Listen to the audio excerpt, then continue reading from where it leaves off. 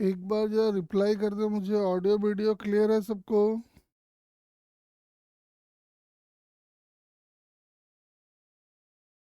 चलो देखो, आज हीट ट्रांसफर का ये लास्ट पार्ट है। रेडिएशन थोड़ा थ्योरेटिकल है, तो ध्यान से देखो। तो रेडिएशन के बारे में याद होगा, मैंने आपको बताया था कि कोई भी बॉडी जिसका टेम्परेचर 0 केल्विन से ज़्यादा हो, वो एनर्जी को रेडिएट करता है bye the method of radiation.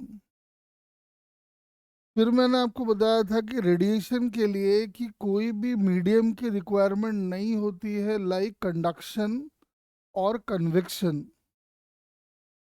तो आओ एक बार थियोरेटिकल बातें हैं, जरा पढ़ते जाते हैं। एक बार जरा पढ़ो एक बार।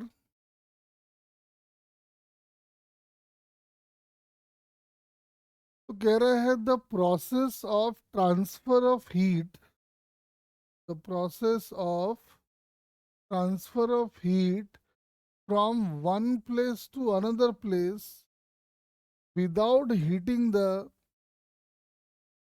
Intervening medium is called radiation.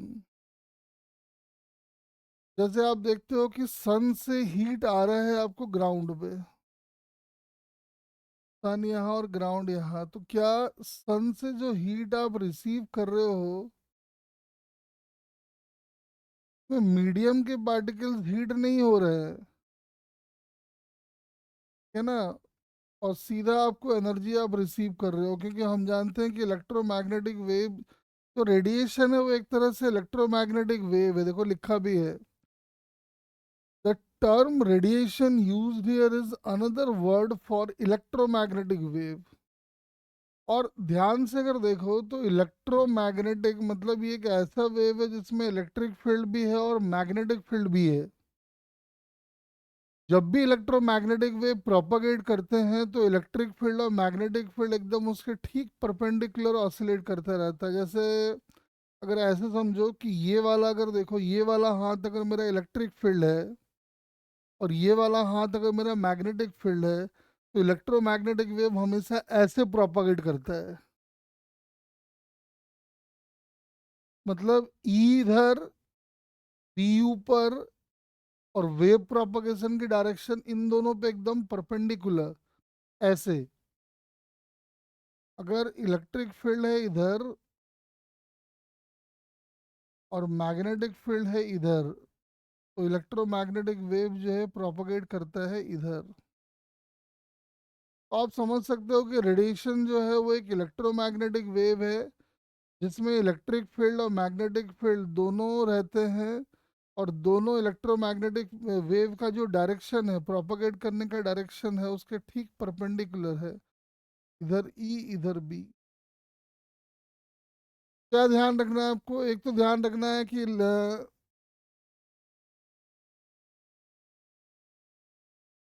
अभी कुछ नहीं करा है, मन ये शुरू ही किया, टाइम पे नहीं आता है ना। 6:30 पे कि मैंने तुम डॉट शुरू कर दिया था, देख। अभी यही बता रहे हैं कि रेडिएशन कुछ नहीं है, कि रेडिएशन हीट ट्रांसफर का एक तरीका है एक जगह से दूसरे जगह में, जिसमें मीडियम के पार्टिकल्स मूव नहीं करते और हीट एक जगह से दूसरी जगह ट्रांसमिट कर जाता है।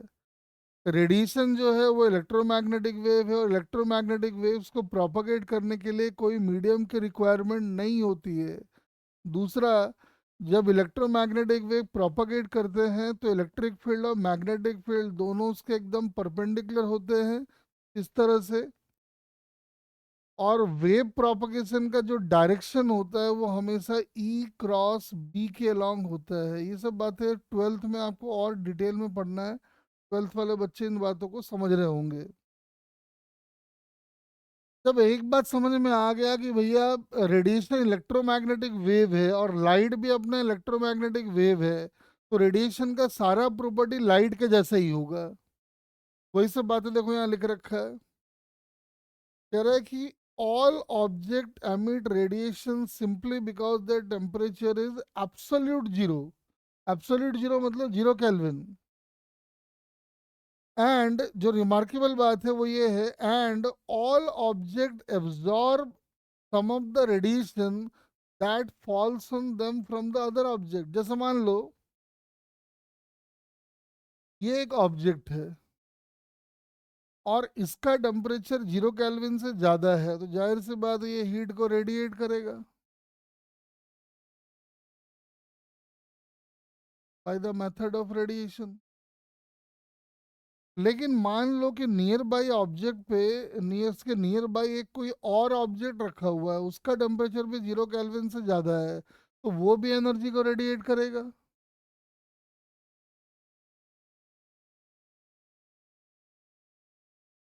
तो इस ऑब्जेक्ट की बात करें तो समझ में आ रहा है कि ये एनर्जी को रेडिएट भी कर रहा है, और इस वाले बॉडी से जो एनर्जी रेडिएट हो रहा है वो इसको मिल भी रहा है। तो एक ही बॉडी एनर्जी को रेडिएट भी कर रहा है और दूसरे के एनर्जी की वजह से वो कुछ एनर्जी को रिसीव भी कर रहा है। वही बात है यहाँ पे लिखा हुआ है, देख लो।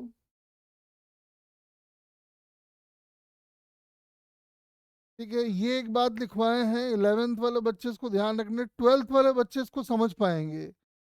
12th वाले बच्चों को बताए थे, याद करो कि इलेक्ट्रोमैग्नेटिक वेव का जो मेन रीजन है वो याद करो, बताए थे accelerating charge particles are the main source of electromagnetic wave.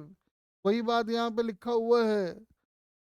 Maxwell साहब जो थे, on the basis of his electromagnetic theory proved that all radiations are electromagnetic waves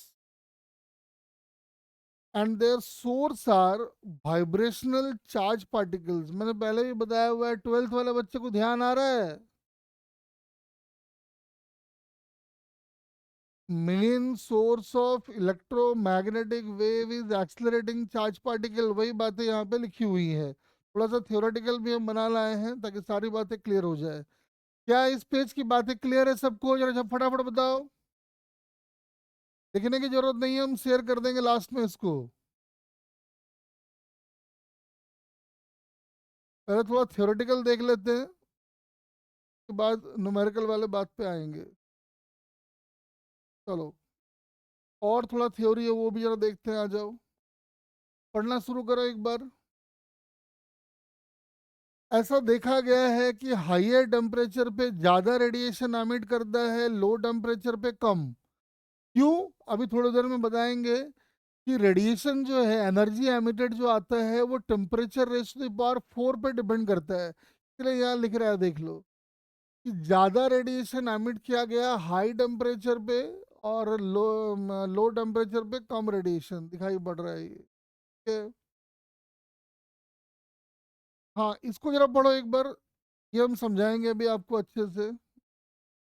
ये कह रहे हैं कि the wavelength corresponding to maximum emission of radiation shifts from wavelength, shorter wavelength as the temperature increases. Due to this, the color of a body appears to be changing. Radiations from a body at NTP are predominantly infrared waves। देखिए actually क्या होता है, आगे जाके हम पढ़ेंगे कि lambda into T is equal to constant. तो हम लोग कहते हैं विंस डिस्प्लेसमेंट लॉ, ये कहलाता है विंस डिस्प्लेसमेंट लॉ। आगे हम पढ़ाएंगे अभी आपको। यानी ये कहता है कि lambda will be inversely proportional to temperature. तो जितना ज्यादा टेम्परेचर होगा उसका लैम्डा उतना ही कम होता चला जाएगा। वही बात यहाँ लिखा हुआ है, देख लो।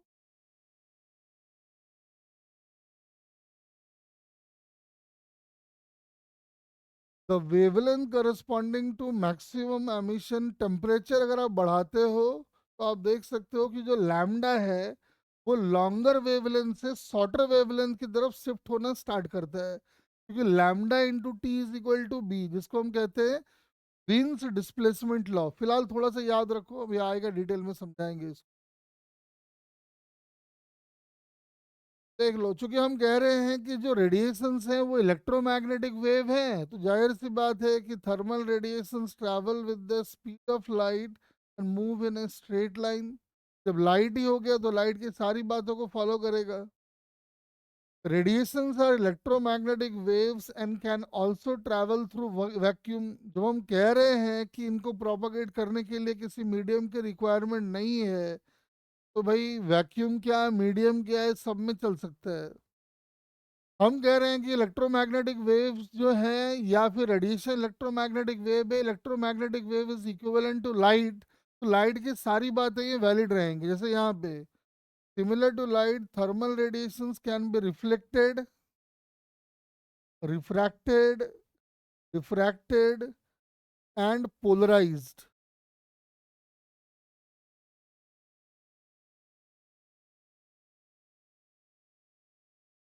आवाज में प्रॉब्लम है क्या? क्या आवाज में प्रॉब्लम है किसी को क्या?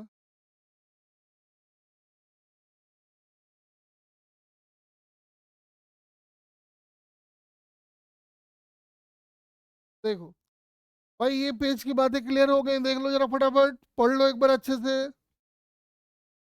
इस पूरे पेज की कहानी का एक ही कंक्लूजन है क्या? कि रेडिएशन इलेक्ट्रोमैग्नेटिक वेव है, लाइट भी इलेक्ट्रोमैग्नेटिक वेव है, यानी कि थर्मल रेडिएशन की सारी प्रॉपर्टी लाइट वाली है। पढ़ लो एक बार फटाफट।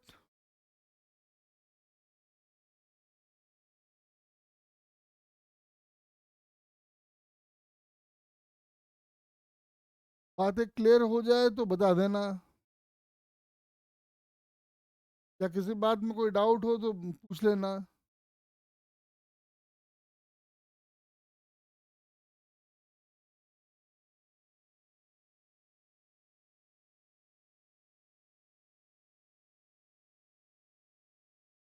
हाँ जी बताओ, क्लियर है क्या सब बातें?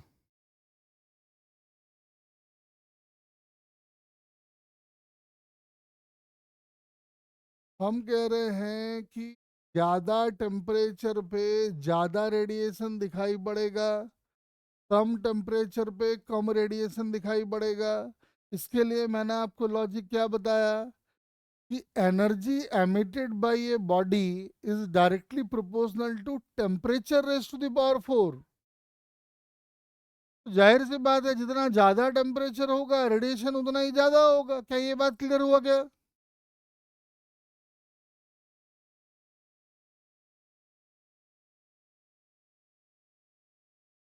दूसरे में आ जाओ।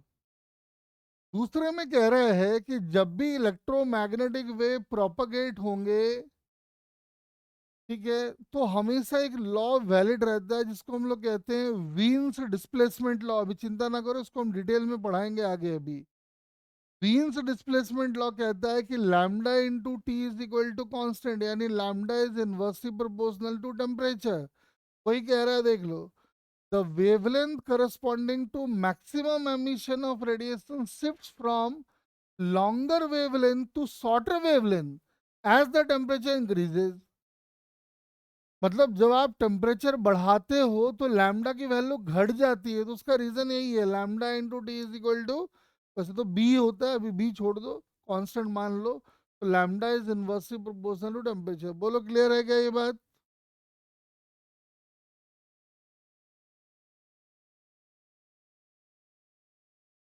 अब सुनो, तीसरे में आ जाओ। क्योंकि हम बार बार कह रहे हैं कि electromagnetic wave, radiation is electromagnetic wave, और इलेक्ट्रोमैग्नेटिक वेव्स जो है, लाइट भी इलेक्ट्रोमैग्नेटिक वेव है, और इलेक्ट्रोमैग्नेटिक वेव्स को प्रोपोगेट करने के लिए किसी मीडियम की रिक्वायरमेंट नहीं है। तो देखो लास्ट की तीनों प्रॉपर्टी उन्हीं बातों पे वैलिड है, पढ़ो एक बार अच्छे से।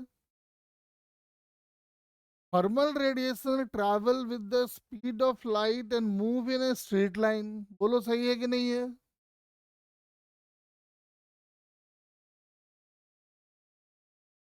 हाँ जी, रिस्पॉन्ड करो। अगला कह रहा है कि रेडिएशन सा इलेक्ट्रोमैग्नेटिक वेव तो भाई वैक्यूम में भी चल सकते हैं, क्योंकि इलेक्ट्रोमैग्नेटिक वेव को चलने के लिए किसी मीडियम की रिक्वायरमेंट है ही नहीं। तो वैक्यूम में चला लो, मीडियम में चला लो, कहीं चला लो, क्या फर्क पड़ रहा है? और ठीक वैसे चूंकि हम कह रहे हैं बार बार कि रेडिएशन इज इलेक्ट्रोमैग्नेटिक वेव और लाइट भी इलेक्ट्रोमैग्नेटिक वेव है, तो लाइट को जैसे हम रिफ्लेक्ट करा सकते हैं, रिफ्रैक्ट करा सकते हैं, डिफ्रैक्ट करा सकते हैं, पोलराइज करा सकते हैं, थर्मल रेडिएशन के साथ भी वो सब किया जा सकता है। अभी आप ये सब 11th वाले बच्चे उतना शायद थोड़ा बहुत ना समझे ये सब बातें, वैसे 12th की बातें हैं। 12th वाले बच्चे जो एक दो होंगे वो उनको ये सब बातें समझ में क्लियरली आ रहा होगा। अरे बोलो, क्लियर हुआ क्या? शुभम जी।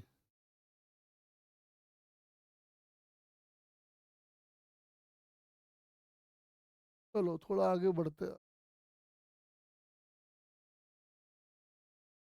अब देखो, हाँ, जैसे ये कह रहा है कि radiation from a point source obeys inverse square law.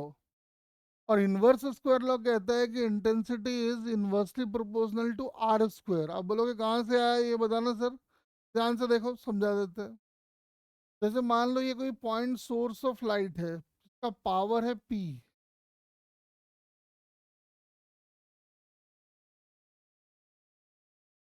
फिर से एक बार 12th वाले बच्चे इन सब को समझ रहे होंगे, उनके लिए कोई बड़ी बात नहीं, क्योंकि ये सब बातें उन कई बार वो देख चुके हैं। यहाँ से आर दूरी पे अगर कोई पॉइंट है ए और अपने को यहाँ पे चाहिए इंटेंसिटी का फॉर्मूला। इंटेंसिटी वैसे होता क्या है, तो intensity is basically amount of energy passing through per unit area पर यूनिट टाइम। तो आप बोलोगे sir energy per unit time तो पावर ही है। तो यहाँ से आर दूरी पे अगर आपको इंटेंसिटी निकालना है, तो आप क्या करो, इस आर रेडियस का एक हॉलो स्फीयर पकड़ लो। अगर आप इस आर रेडियस का हॉलो स्फीयर पकड़ोगे तो खास बात क्या है, इस पॉइंट सोर्स से आर दूरी पे जो इधर वाला पॉइंट होगा, चाहे इधर वाला पॉइंट होगा, चाहे इधर वाला पॉइंट होगा, सारे पॉइंट का सिचुएशन एकदम आइडेंटिकल है। बोलो है या नहीं है?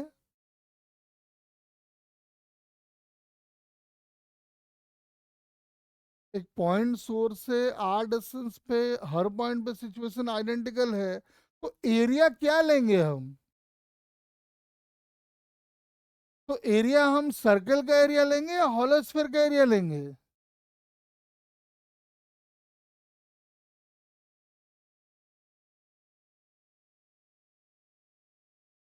ऑब्वियसली हॉलो स्फीयर का, तो समझ में आ रहा है देखो। और energy by time is basically power.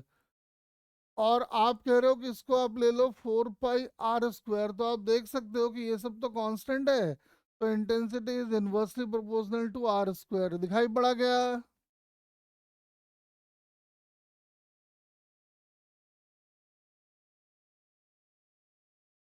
छोटी सी बात थी जो आपको ध्यान रखना है, ठीक है ना।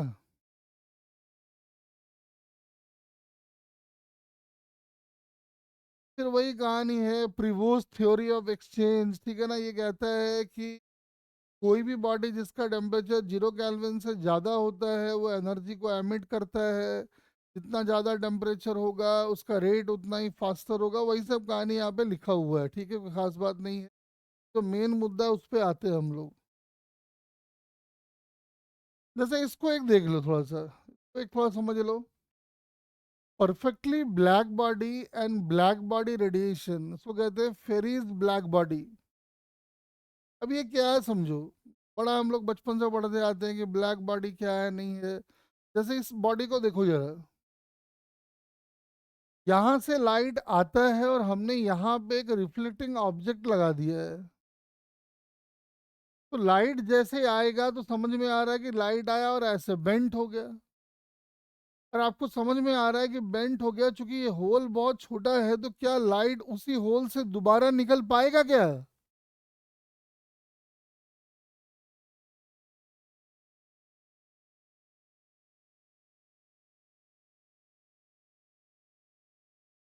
क्योंकि लाइट वहां गया और आप देखो लाइट वहां से हिट करके यहाँ पे आया, यहाँ से हिट करके यहाँ चला गया, यहाँ चला गया, यहाँ चला गया। क्योंकि होल इतना छोटा रखा गया है कि लाइट दोबारा वहां से नहीं निकल पा रहा है। इसका मतलब आप क्या बोलोगे कि जो भी लाइट इसके अंदर गया इसने सारे लाइट को अपने में एब्जॉर्ब कर लिया है। तो इस तरह के बॉडी को हम लोग क्या कहते हैं?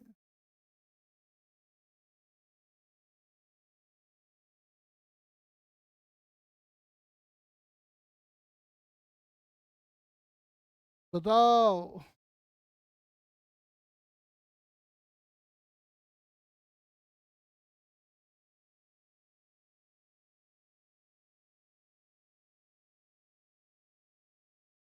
हाँ, वैसे एक बात ध्यान रखो कि दुनिया में परफेक्टली ब्लैक बॉडी नाम का कुछ भी नहीं होता है।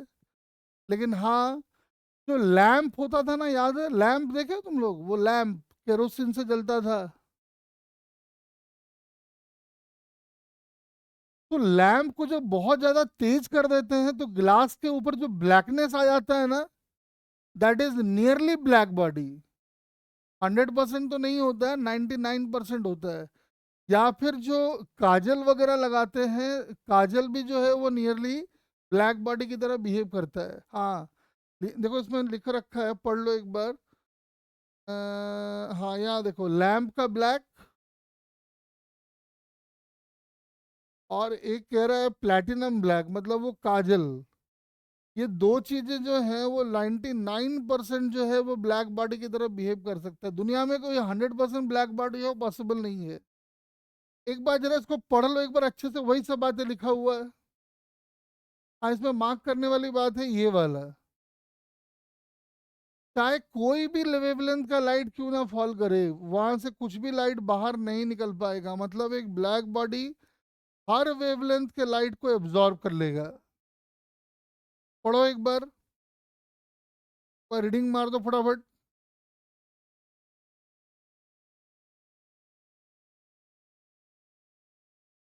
ब्लैक हो, ब्लैक कह सकते हैं हाँ। देखो, एक बात समझो, ब्लैक ब्लैक बॉडी का मतलब हमारे लिए क्या होता है? उसमें अगर कोई लाइट एनर्जी जा रही है और उसमें से कुछ भी बाहर नहीं आ रहा है, मतलब वो हमारे लिए ब्लैक बॉडी है बस। कोई भी वेवलेंथ का लाइट अगर किसी चीज पे फॉल कर रहा है और लाइट वहां से बिल्कुल भी बाहर नहीं आ रहा है, तो हमारे हिसाब say that is a black body. तो बोल।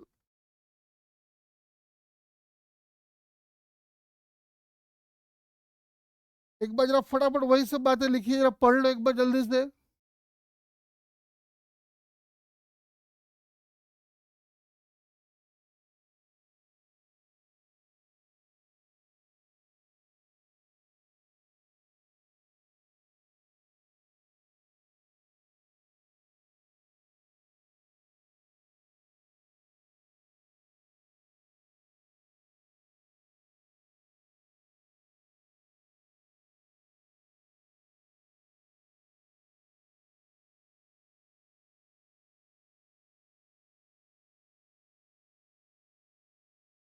चाहे वो रेड लाइट हो, चाहे ब्लू लाइट हो, चाहे ग्रीन लाइट हो, कोई भी लाइट हो, वो मीडियम उसको सारा का सारा एब्जॉर्ब कर लेता है।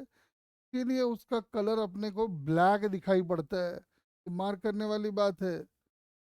कह रहा है कि and therefore the appears black whatever be the color of the incident radiation।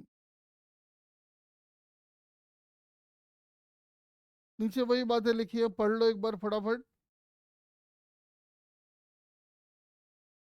मतलब हमारे हिसाब से सीधा सा मतलब है ब्लैक बॉडी का कि भैया एक बॉडी के ऊपर अगर रेडिएशन फॉल कर रहे हैं और कुछ भी रेडिएशन बाहर नहीं निकल रहा है, मतलब हमारे हिसाब से वो एक ब्लैक बॉडी है। ना रिफ्लेक्ट करे, ना ट्रांसमिट करे, ओनली एब्जॉर्ब करे, then the body is said to be a black body.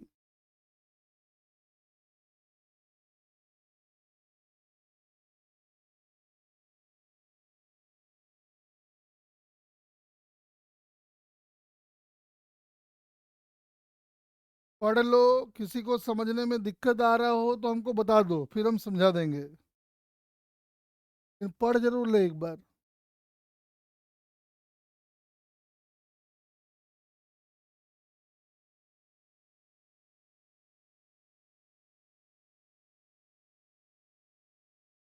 तो किसी लाइन में दिक्कत हो तो पूछ लो, समझ में आ जाए तो बता दो, फिर हम आगे बढ़ेंगे। बाकी इसी बॉडी को जो बनाया है उसी के बारे में सब लिखा हुआ है, पढ़ लो। छोटा सा होल कर दिया, लाइट आया, उससे रिफ्लेक्ट हुआ, लाइट वहां से निकलने की पॉसिबिलिटी बहुत कम हो गई। इसका मतलब ये है कि लाइट वहां से नहीं निकला, इसका मतलब पूरा का पूरा उसके अंदर अब्जॉर्ब हो गया। Then this body is a black body.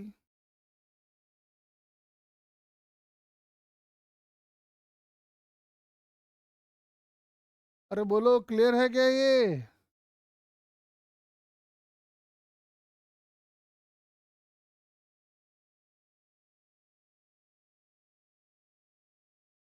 कोई लाइन में दिक्कत हो पूछ लेना, उसमें शर्माने का नहीं है। चलो आओ थोड़ा आगे बढ़ते हैं।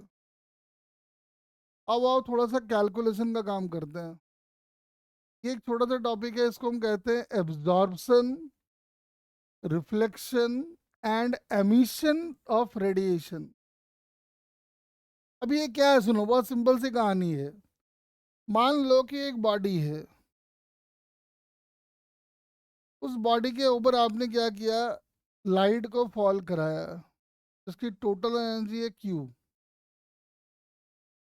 तो जाहिर सी बात है, जब लाइट उस बॉडी के ऊपर कुछ एनर्जी को फॉल कराओगे तो क्या होगा, उसका कुछ पार्ट एब्जॉर्ब हो जाएगा मीडियम में, कुछ पार्ट रिफ्लेक्ट हो जाएगा, और कुछ पार्ट ट्रांसमिट हो जाएगा। तो वही मैंने यहाँ लिख रखा है, देखो। ये है इंसिडेंट वाला, ये है क्यू आर मतलब रिफ्लेक्टेड वाला, ये है क्यू ए मतलब एब्जॉर्ब वाला, और ये है क्यू टी मतलब है क्यू ट्रांसमिटेड वाला। फ्रॉम एनर्जी कंजर्वेशन हम ऐसा कह सकते हैं कि जितना भी एनर्जी इंसिडेंट हुआ है Q, that must be equal to Q R plus Q T plus Q A. अरे ये कह सकते हैं क्या, Q must be equal to Q R plus Q T plus Q. जल्दी बोल फटाफट जा। बाद में मैंने क्या किया है, क्यू से डिवाइड कर दिया है, तो ये आ गया Q R by Q, Q T by Q इतना इज इक्वल टू वन। इसको हम लोग कहते हैं रिफ्लेक्टिव पावर, इसको हम लोग कहते हैं ट्रांसमिटिव पावर, इसको हम लोग कहते हैं एब्जॉर्प्टिव पावर। वो यहाँ पे लिख दिया है। इसका मतलब A plus R plus T must be equal to one. बोलो यहाँ तक क्लियर है क्या?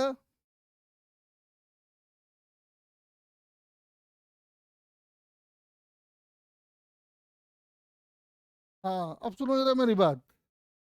अब एक एक केस ले लेते हैं। अब तुम लोग बताना मुझे क्या होगा नहीं होगा, सोच के बताओ। आर हो जाए जीरो, मतलब कोई भी लाइट रिफ्लेक्ट नहीं हुआ। टी हो जाए जीरो, मतलब कुछ भी ट्रांसमिट नहीं हुआ। और ए हो जाए वन, बॉडी कैसी होगी?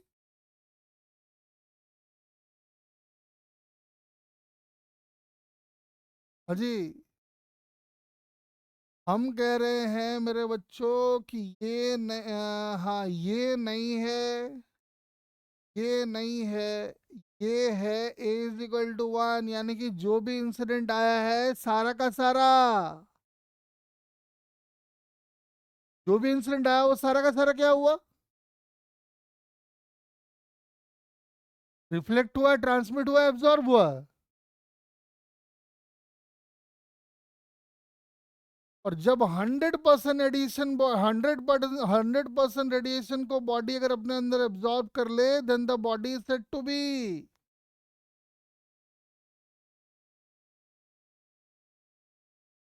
Black body. वही यहाँ पे लिख रखा है। अब मुझे एक बात बताओ,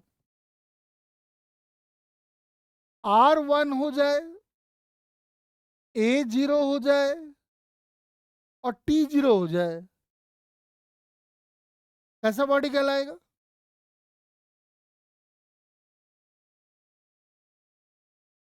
R1 A0 T0,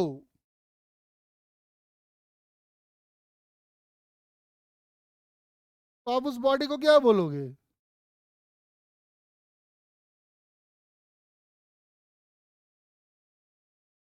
इस बार जितना भी इंसिडेंट रेडिएशन आया सारा का सारा रिफ्लेक्ट हुआ या एब्जॉर्ब हुआ या ट्रांसमिट हुआ?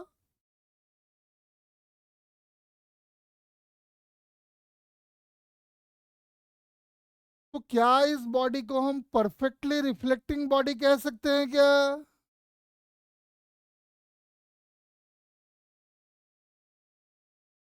This type of body is called perfectly reflecting body. अगला केस ले लो, जिसमें आर को जीरो कर दो, ए को जीरो कर दो और टी को वन कर दो। बताओ ऐसे बॉडी को हम क्या कह सकते हैं? सारी एनर्जी क्या हुई? एब्जॉर्ब हुई, रिफ्लेक्ट हुई या ट्रांसमिट हुई?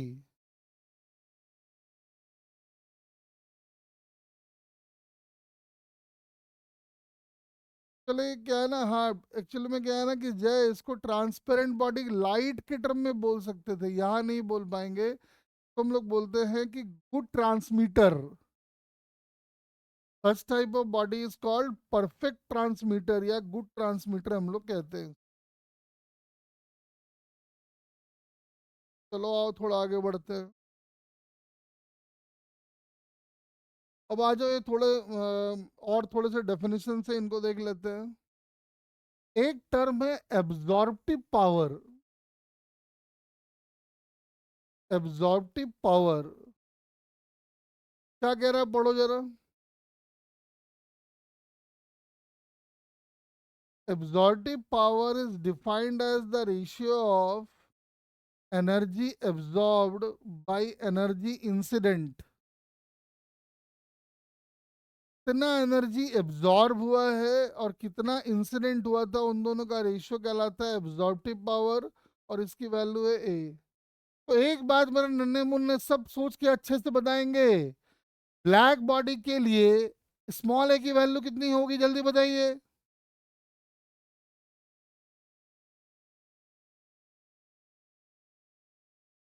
मतलब हम ये जान गए कि for perfectly black body absorptive power is,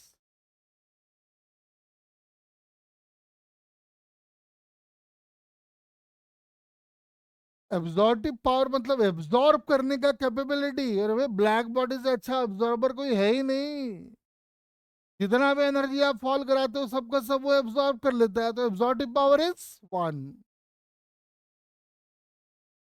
आओ थोड़ा आगे बढ़े। अब आता है एक टर्म नया जिसको हम लोग कहते हैं emissive power.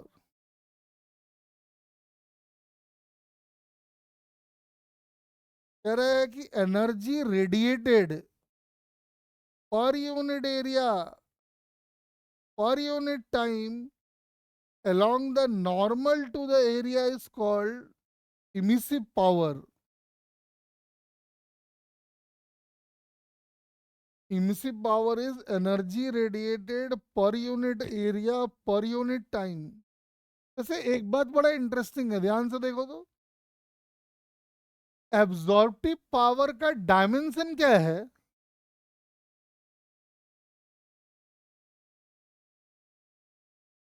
What is the dimension of absorptive power, जरा चेक करो तो।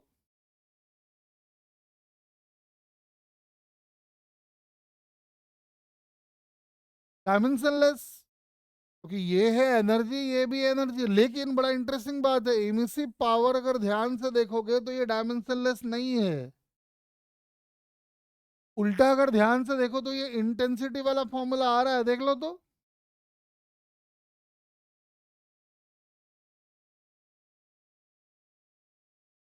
देख लो ना, amount of energy per unit time is power and power by area is intensity.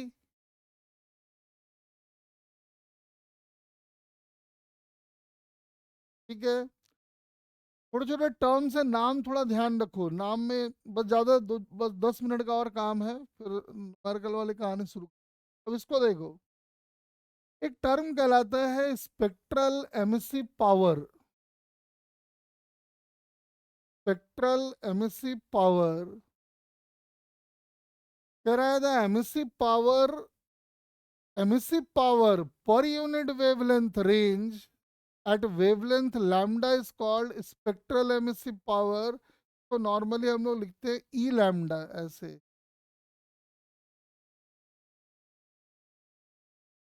If E is the total emissive power and E lambda is the spectral emissive power, then they are related as।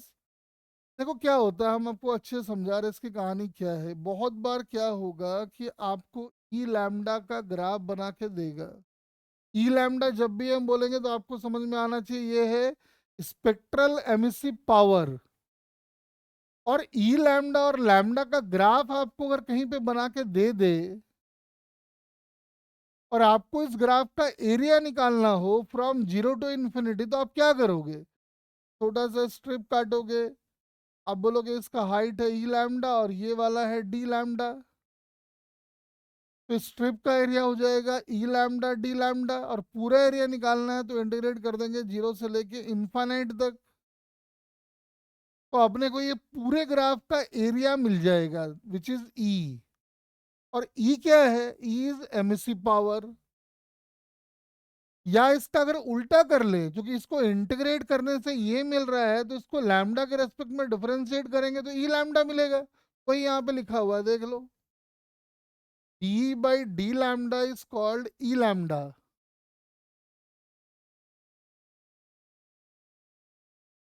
मतलब ध्यान रखेंगे, क्या ध्यान रखना है, सुनो।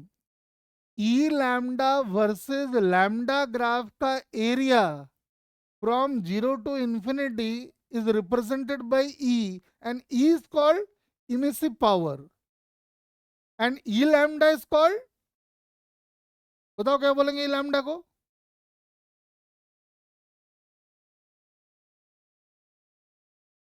थोड़ा सा नाम ध्यान रखो। ई लैम्डा को क्या बोलोगे? देखो लिखा हुआ है E lambda is spectral emissive power.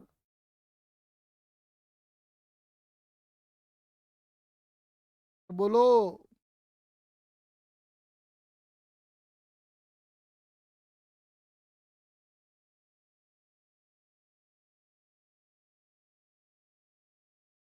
अब सुनो मेरी बात। अब ये सब के ऊपर हम आएंगे न्यूमेरिकली, 2 मिनट रुक जाओ केवल। अब एक नया टर्म और, इमिसिविटी। तो स्मॉल ई से लिखा जाता है।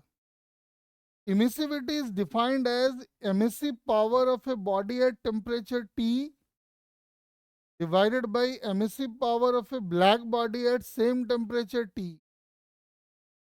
फिर से सुनो। E is called emissive power of a body at temperature capital D divided by emissive power of a body at same temperature capital D। तो मुझे एक बात सोच के बताओ, ब्लैक बॉडी के लिए स्मॉल ई की वैल्यू कितनी होगी?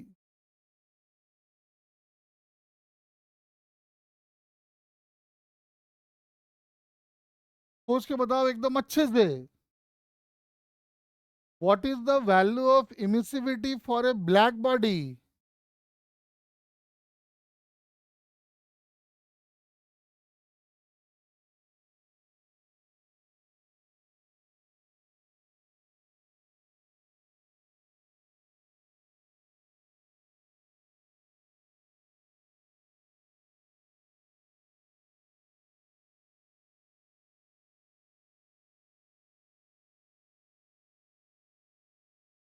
ध्यान से सुनो। Emissive power of a body at temperature T अगर आप निकालोगे, एमिसिव पावर मतलब इस वाले ग्राफ का एरिया। क्या एक बात समझ में आ रहा है कि ब्लैक बॉडी के लिए ये वाला क्वांटिटी जो आएगा, ई जो आएगा वो मैक्सिमम आएगा।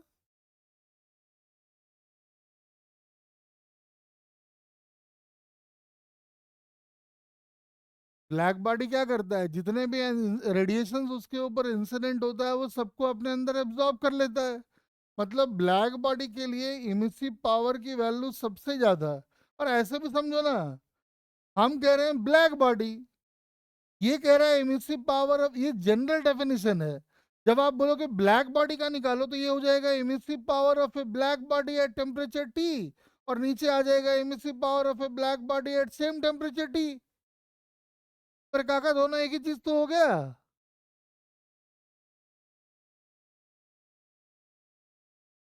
बोल।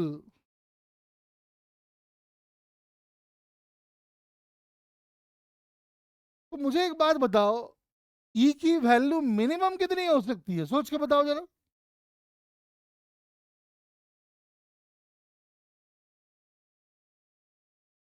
स्मॉल ई की मिनिमम पॉसिबल वैल्यू कितनी हो सकती है, बताइए। तो क्या हम ये सोच सकते हैं कि इमिसिविटी की वैल्यू जीरो से बड़ी या बराबर लेकिन वन से छोटी या बराबर, बोलो हाँ या ना।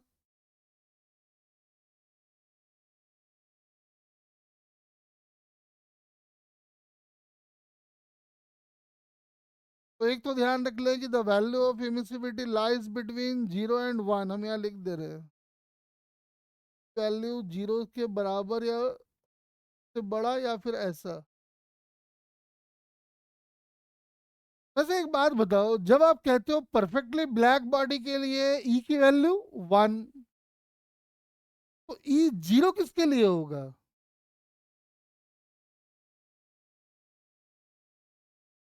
क्या हम एक परफेक्टली वाइट बॉडी को हाइपोथेटिकली इमेजिन कर सकते हैं क्या।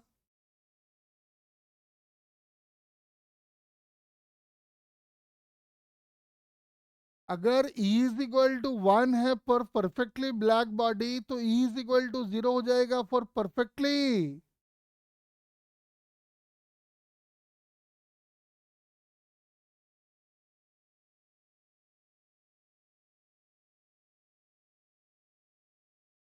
White body. मुझे एक बात बताओ, याद करो गर्मी के दिन में घर वाले कहते हैं कि डार्क कलर के कपड़े मत पहनो, क्या रीजन समझ में आया।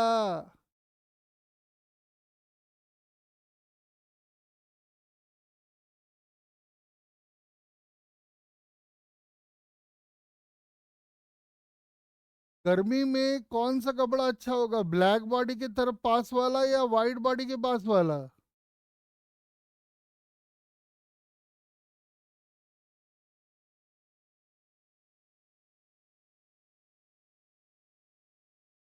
जब ब्लैक बॉडी सारा एनर्जी को एब्जॉर्ब कर लेता है, वाइट बॉडी इसका मतलब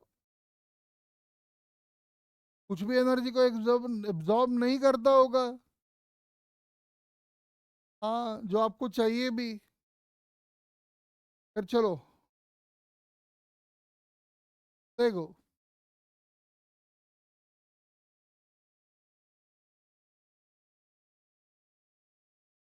एक जरा इसको भी देख लो। किरचॉफ्स लॉ एक बार पढ़ लो। The ratio of the emissive powers to the absorptive power of radiation of a given wavelength is same for all substance. छोड़ दो, जरूरत नहीं है, छोड़ दो। अब आ जाओ असली मुद्दे पे। अब जरा ध्यान से सुनने का है, अब असली खेल शुरू होगा। अभी तक तो बस थ्योरेटिकल बातें समझा रहे थे, अब फटाफट काम के मुद्दे पे आएंगे। नेचर ऑफ थर्मल रेडिएशन जो हम बता रहे थे, विंस डिस्प्लेसमेंट लॉ। यहाँ पे आप देखो, मैंने एक ग्राफ प्लॉट किया हुआ है, ई लैम्डा का ग्राफ लैम्डा के साथ।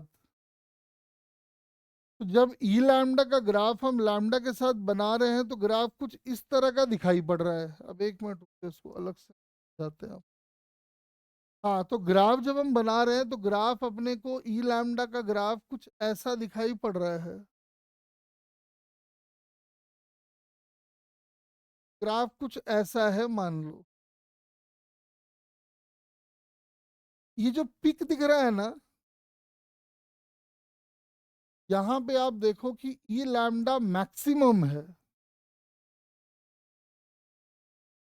और इसको हम कहते हैं लैम्डा एम। लैम्डा एम को बोला जाता है wavelength corresponding to maximum spectral radiancy. लिख देते हैं, lambda M is called wavelength. अब जरा ध्यान से सुनिएगा, wavelength corresponding to maximum spectral रेडियंसी।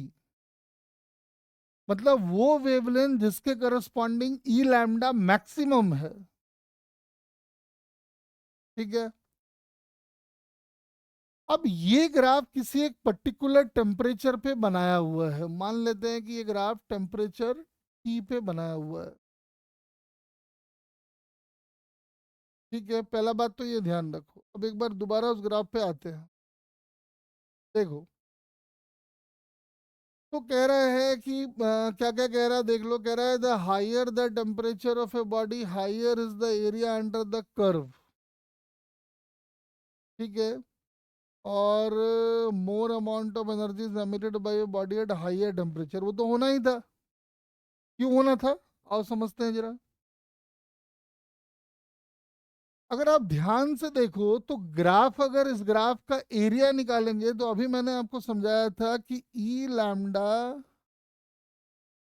और D lambda zero to infinity अगर हम करेंगे तो हमको मिल जाएगा एमिसिव पावर।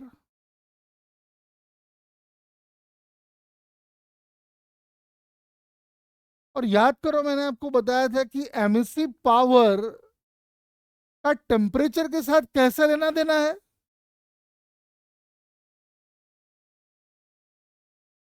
याद करो तो हम स्टार्टिंग में बताए थे कि एमिसिव पावर जो है वो टेम्परेचर के कौन से पावर पर डिपेंड करता है।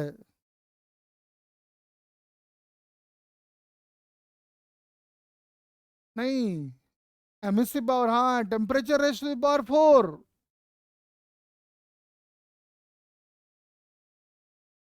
अब मेरी बात सुनो। तो एक बात बताओ, अगर ये temperature raise to the power 4 पे डिपेंड कर रहा है, तो कह रहे हैं कि ऐसा देखा गया कि जितना ज्यादा टेम्परेचर है ग्राफ का एरिया उतना ही ज्यादा आता है। सही कह रहा है गलत कह रहा है, देखो तो।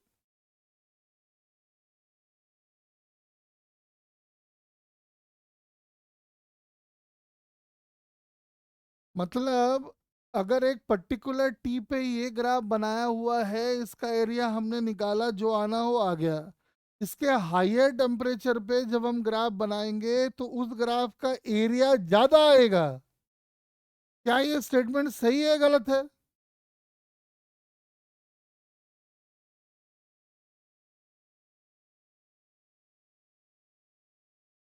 ज्यादा तो आना ही है। जब आप कह रहे हो कि ये temperature raise to the power 4 पे डिपेंड करता है, तो ज्यादा टेम्परेचर पे ये वाला क्वांटिटी ज्यादा आएगा, तो ऑब्वियसली ये वाला एरिया भी तो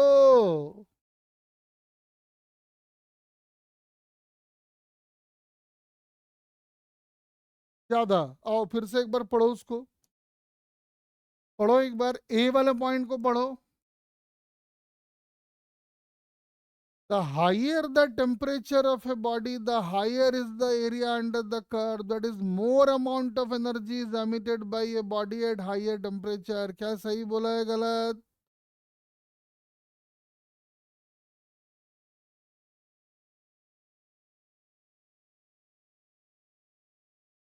सही बोला है ना?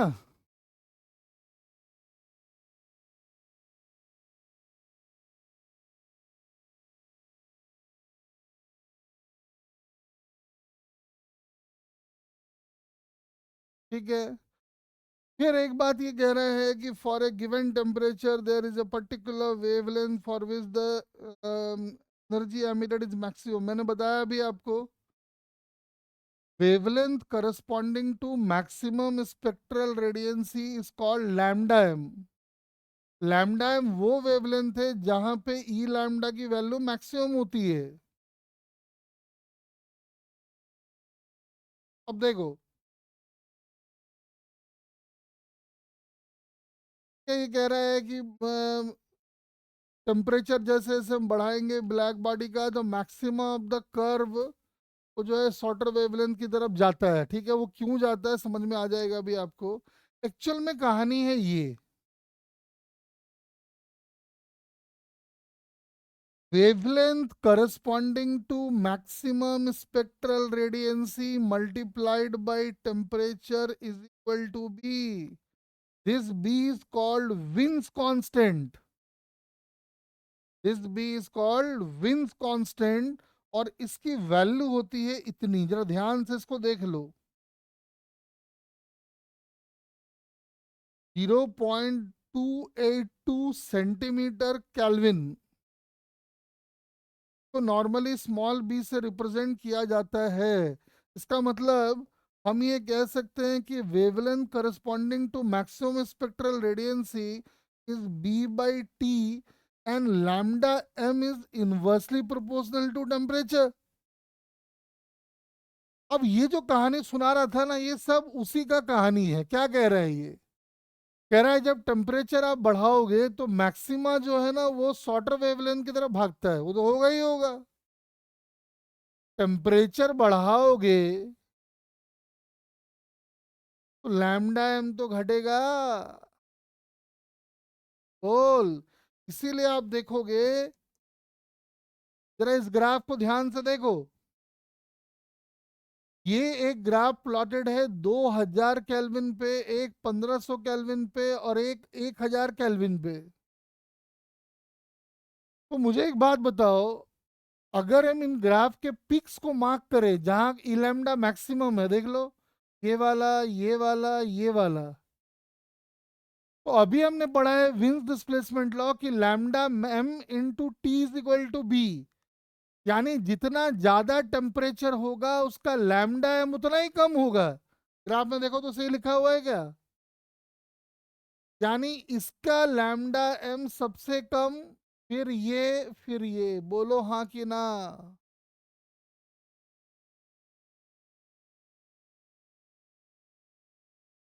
यहाँ से बहुत अच्छा क्वेश्चन एग्जाम में कई बार आया हुआ है। कैसे आया हुआ है, आओ एक बार हम समझाते हैं। एग्जाम में आया, देखो जी, लैम्डा एम का ग्राफ हमने बना दिया है लैम्डा के साथ, एक बार ऐसे, एक बार ऐसे, एक बार ऐसे। ये ग्राफ प्लॉटेड है T1 पे, ये T2 पे, ये T3 पे। बोला बताओ, T1 T2 T3 को इंक्रीजिंग ऑर्डर में लगाओ।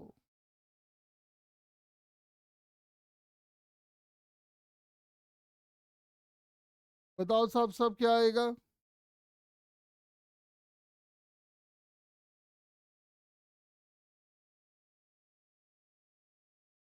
सबसे ज्यादा कौन, उससे कम, उससे कम, जल्दी बताइए समझा के एकदम अच्छे से। बहुत अच्छा क्वेश्चन एग्जाम में कई बार आया हुआ है।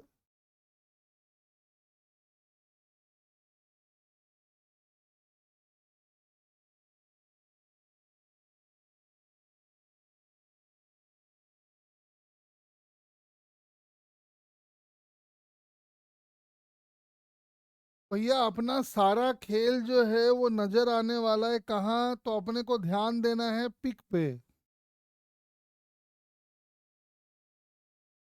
और lambda M into T is equal to B, ये साफ साफ बता रहा है कि जिसका लैम्डा जितना ज्यादा होगा उसका टेम्परेचर उतना ही ज्यादा या कम।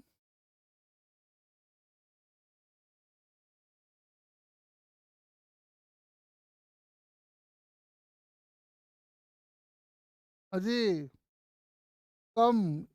तो साफ दिख रहा है कि इसका लैम्डा सबसे कम है, मतलब इसका टेम्परेचर सबसे ज्यादा रहा होगा, यानी T1 ग्रेटर देन टी। देखो बता, बच्चे क्या गड़बड़ी करते हैं इसमें, कुछ बच्चे दिमाग लगाने लगते हैं ऐसे।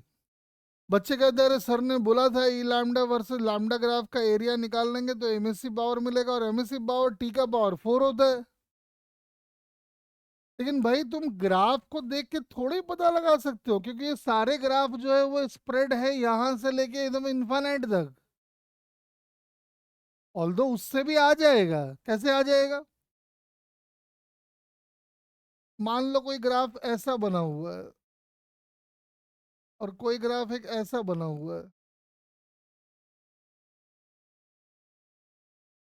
अब दिक्कत इसमें ये आता है ना कि किसका ये वाला हाइट ज्यादा, किसका ये वाला कम, तो एरिया में थोड़ा सा दिक्कत आ सकता है आपको।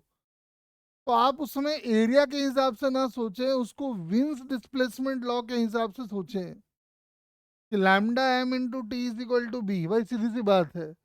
आप ये मत सोचो कि हम एरिया निकालें, क्योंकि एरिया निकालने के लिए आपको एग्जैक्ट डायमेंशन पता होना चाहिए। जब तक एग्जैक्ट डायमेंशन नहीं पता, आप एरिया कैसे निकालोगे? चलो फिर एक बार दोबारा उस पे आते हैं, देखो। अरे विंस डिस्प्लेसमेंट लॉ समझ गए?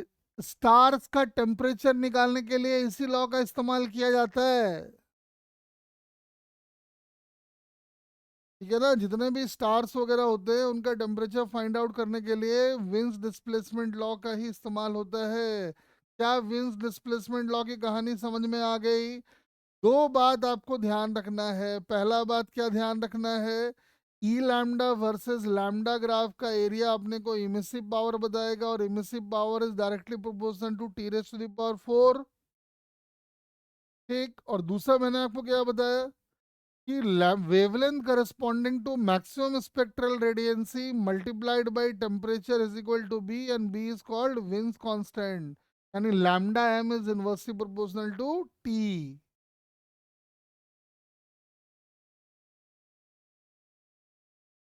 और एक क्वेश्चन कर लेते हैं। चलो ट्राई करो इसको एक बार।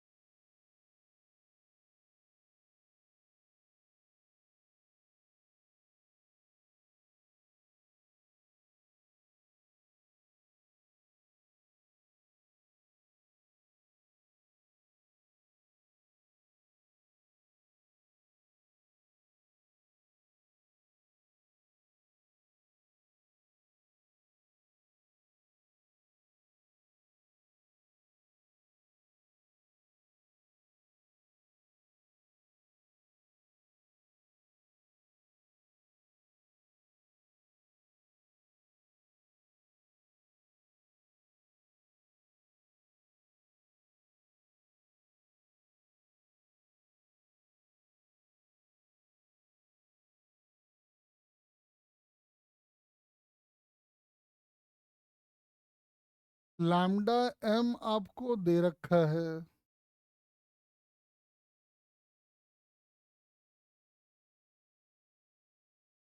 तो lambda M into equal to B निकालना है आपको इतना, यानी B is by lambda M कर दो।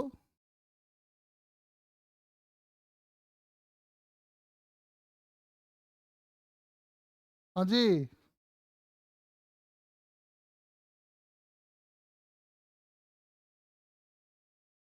और अभी बी की वैल्यू बताए थे, लैम्डा आपको दे ही रखा है, अच्छे से जरा यूनिट कन्वर्ट करो क्या आएगा देखो।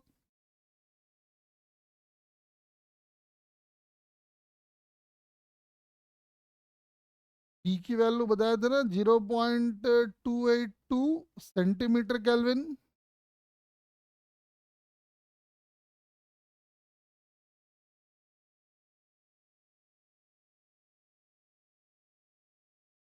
ऐसा कर लेते हैं। और लैम्डा एम दिया हुआ है अपने को 470 नैनोमीटर। ऐसा कर दो, कितना आ जाएगा देख लो जरा एक बार।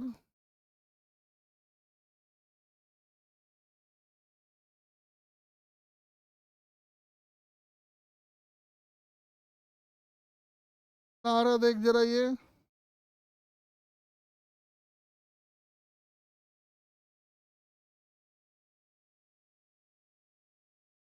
6,000।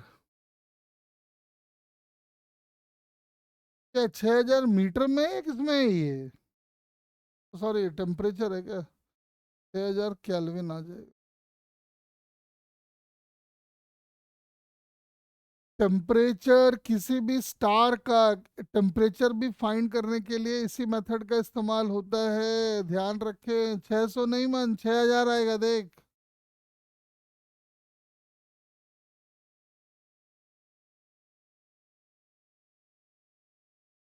अब आ जाओ स्टीफन स्टीफन बोल्ट्जमैन लॉ, जिसको हम लोग स्टीफेंस लॉ भी कहते हैं।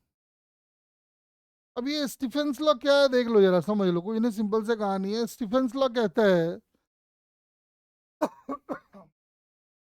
देखो, स्टीफेंस लॉ कहता है कि अगर एक, चलो उसको अलग से समझा देते हैं।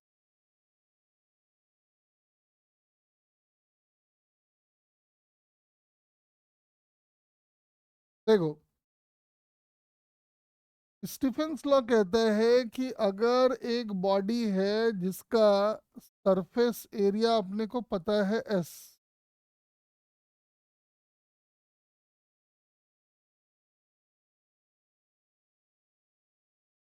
और इस बॉडी का टेम्परेचर अगर टी है केल्विन में, जो कि 0 केल्विन से ज़्यादा है, तो मैंने आपको बताया था कि कोई भी बॉडी जिसका टेम्परेचर 0 केल्विन से ज़्यादा होगा वो हीट को रेडिएट करेगा by the method of radiation.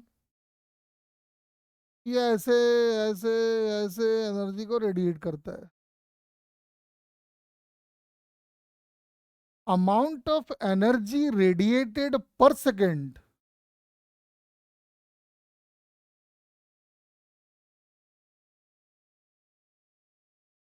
ध्यान से सुनना, amount of energy radiated per second by a body is equal to sigma E S T का power 4।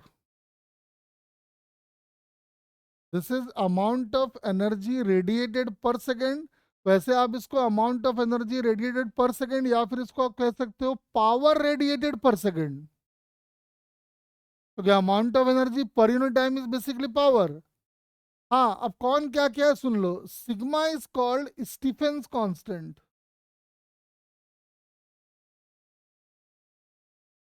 Stephen's constant.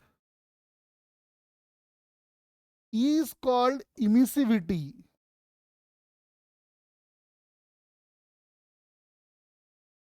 S is called surface area, and T जो है वो kelvin में लेना है, टेम्परेचर है। बच्चे पूछते हैं सर एक बात बताओ, सरफेस एरिया किसका लेना है? तो जितने रास्ते से होके, जितने पोर्शन से होके हीट का फ्लो हो रहा है, जैसे अगर आपको हम बोले स्फेयर, तो सरफेस एरिया क्या लोगे?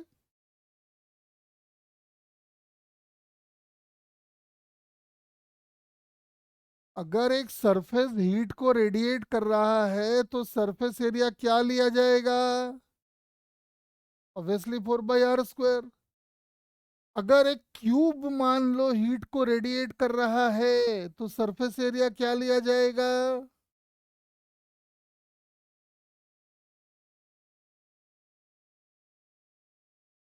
बताओ। तो जितने सरफेस से हीट का फ्लो हो रहा है वही लेना है। कल को अगर किसी ने बोल दिया नहीं जी यहां से कोई हीट रेडिएट नहीं हो रहा है, तो आप सरफेस एरिया आप 6l² नहीं लेके अब आप, हाँ ये देख लेना है, जितने एरिया से एनर्जी निकल रही है अपने को वो वाला एरिया लेना है। तो एकदम क्लैरिटी होना चाहिए, कोई कंफ्यूजन नहीं। जैसे अगर हम सिलेंडर की बात करें तो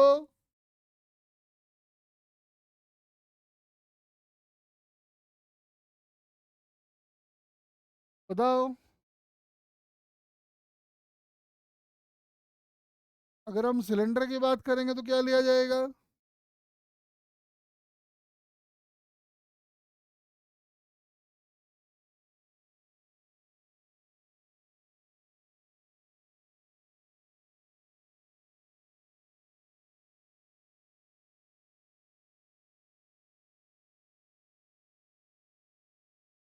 समझ में आ रहा है कि पहले तो लेंगे 2πrl और साथ में हमको πr² भी 2 बार लेना पड़ेगा। बोलो। लेकिन अगर कल को कह दिया नहीं बहुत लंबा रॉड है तो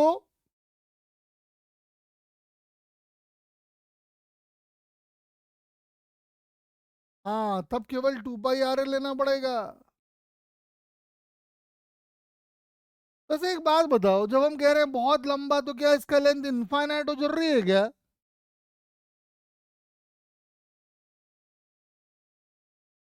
क्या 1 मीटर लंबा रॉड भी इन्फाइनाइटली रॉड का काम कर सकता है? हाँ। अरे लेंथ ले लो 1 मीटर, रेडियस ले लो 0.0001 मीटर ले, आर के सामने एल बहुत बड़ा हो गया, कोई दिक्कत ही नहीं है। कर चलो आप समझ गए। हाँ अगर ब्लैक बॉडी बोल दिया है तो ई अपने को क्या लेना पड़ेगा? 1। और नहीं बोला है तो जो देगा वो आपको लेना पड़ेगा, उसमें कोई दिक्कत नहीं है। अब लेकिन एक बात समझो, ये एनर्जी रेडिएट किया है उस बॉडी ने जिसका टेम्परेचर है टी, ठीक है। लेकिन मान लो कि बगल में या सराउंडिंग ही है और सराउंडिंग का अपना टेम्परेचर है T0, तो सराउंडिंग भी तो हीट को रेडिएट करेगा। सराउंडिंग हीट को रेडिएट करेगा और ये बॉडी उसको रिसीव करेगा।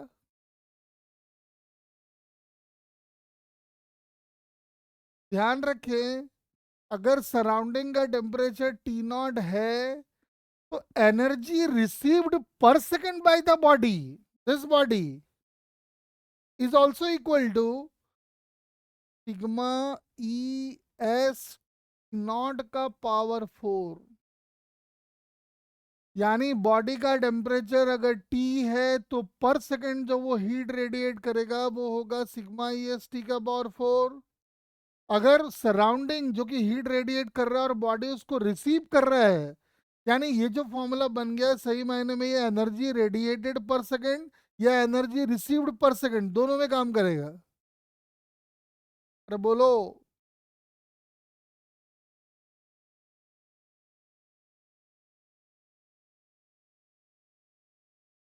एनर्जी रेडिएटेड पर second is sigma E S T का power 4। Energy received per second is sigma E S T naught का पावर 4। ठीक है। तो मुझे एक बात बताओ, अगर आपसे कोई पूछे कि net heat radiated by the body कितना,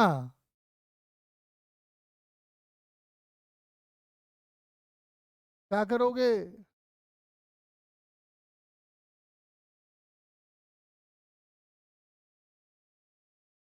the net heat radiated by the body क्या लिखा जाएगा?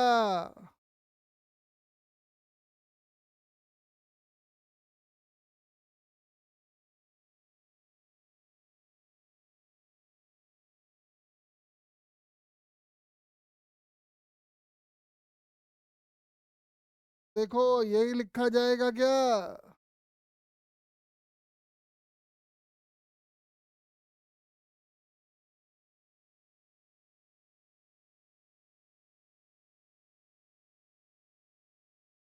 बस जो ए आपको दिख रहा है वो बेसिकली एस है, ठीक है ना, आप कंफ्यूज मत होना।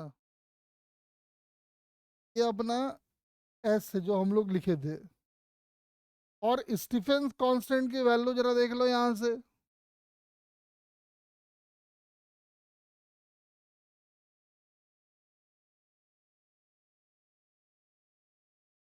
अब चलो एक छोटा सा क्वेश्चन पहले करते हैं। हाँ ठीक है, ये वाला जरा देखो।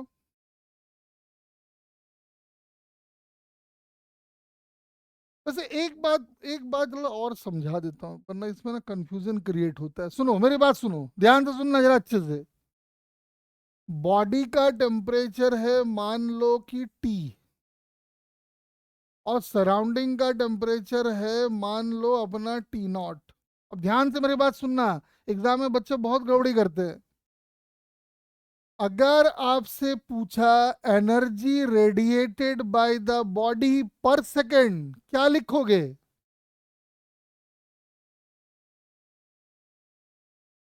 हम आपके लिए आसान कर देते हैं। सिग्मा ई एस टी का power 4, sigma E S T naught का पावर 4, या sigma E S T4 - T0 का पावर 4। बताइए जरा हमको, फर्स्ट सेकंड थर्ड ऐसे बताइए। अगर आपसे कहता है कि energy radiated by the body पर सेकंड, क्या लिखा जाएगा? तो मुझे एक बात बताओ, थर्ड आंसर कब होगा?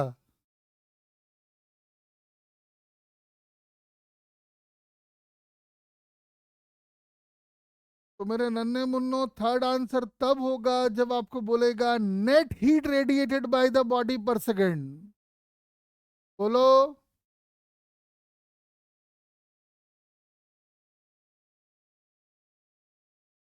इसलिए जब भी ऐसा क्वेश्चन आएगा तो लैंग्वेज को बहुत ध्यान से पढ़ना है। बच्चे बराबर इसमें गड़बड़ी करते हैं। पूछा होगा हीट रेडिएटेड, बच्चा नेट लिख के आया होगा। वो नहीं करना है आपको, ध्यान से पढ़ना है अच्छे से पहले जब भी क्वेश्चन आए तो। आओ चलो, सिग्मा की वैल्यू जरा नोट कर लेना। 5.67 इंटू 10⁻⁻8 ऐसा यूनिट है ये। आओ चलो एक क्वेश्चन जरा पहले करके दिखाओ, फिर हम इसके एप्लीकेशन समझाते हैं आपको।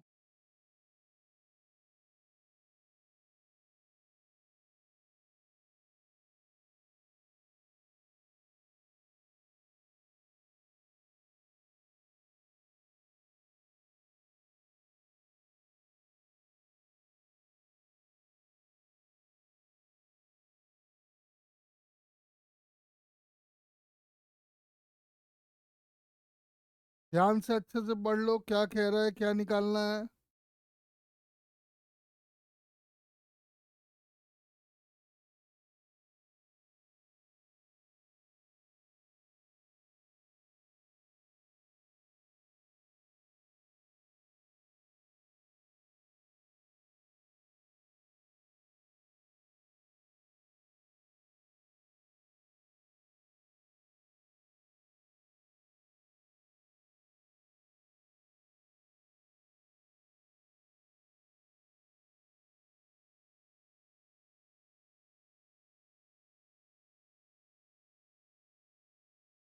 बता दो आंसर क्या आएगा।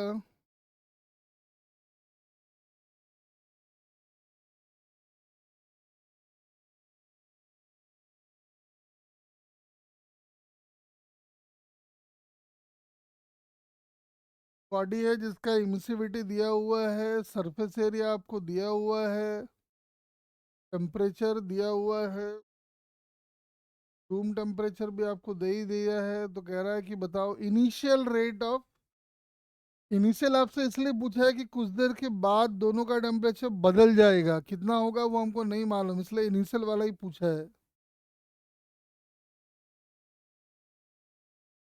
What is the initial value of net power emitted by the body? Savik ji जल्दी आंसर लाओ, है कि नहीं ये क्लास?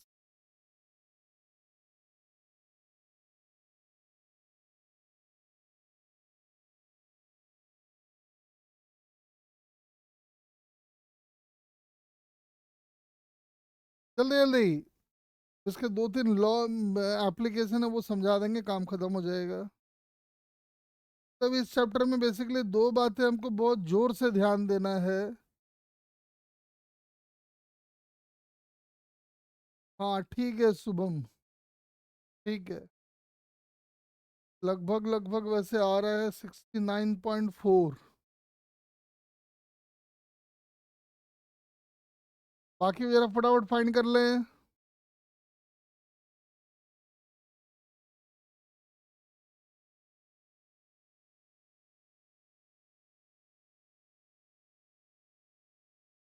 हाँ ठीक है वो, बाकी भी जरा फटाफट फाइंड करें। इसके दो तीन एप्लीकेशन हैं वो फटाफट समझाते हैं, ठीक है अरमान जी, और भी बाकी ट्राई कर लें। धड़ाधड़, जब थ्योरी आपको पता है फिर तो होना ही चाहिए, कैलकुलेशन ही तो है।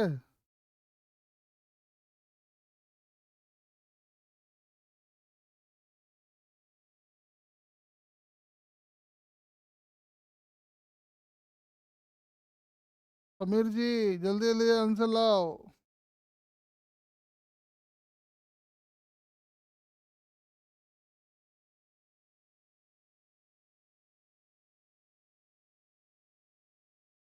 लगभग लगभग 69.4। मन कहाँ गया? मन आंसर ला जल्दी ला।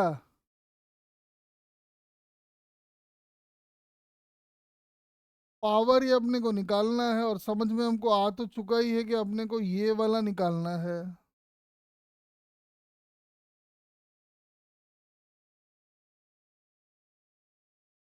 है ना? एक बार वैल्यू 5.7 ले लेते हैं। 5.7 इंटू 10⁻⁻8। इमिसिविटी बोल दिया है कि 3/4 ले लो, और सरफेस एरिया बोल दिया है 300, लेकिन -4 करना पड़ेगा इसको। 227 और 273 जोड़ दोगे तो कितना आ गया रे? 500 हो गया क्या?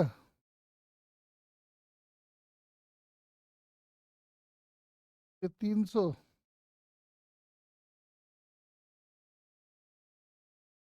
ऐसा? अब सॉल्व करके देख लो अपना। ये वॉट में आएगा, ठीक है ना? जूल पर सेकंड कह लो या वॉट कह लो, कुछ भी कह लो। चलो आओ थोड़ा आगे बढ़ते हैं।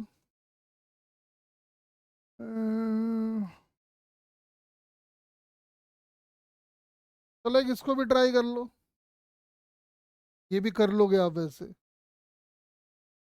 अच्छे से दिमाग लगाना।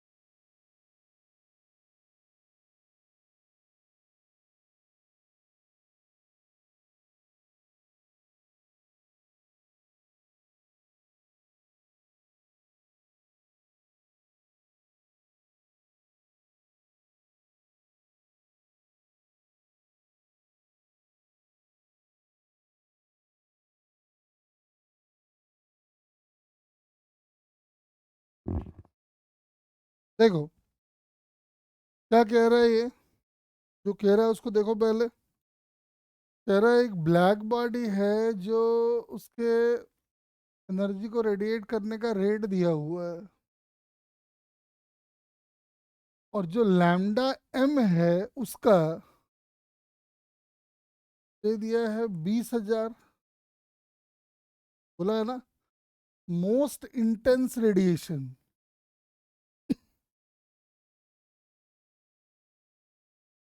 कह रहा है कि टेम्परेचर को फिर से बढ़ा दिया गया, तो कह रहा है कि जो मोस्ट इंटेंस रेडिएशन आया वो आ रहा है 10,000।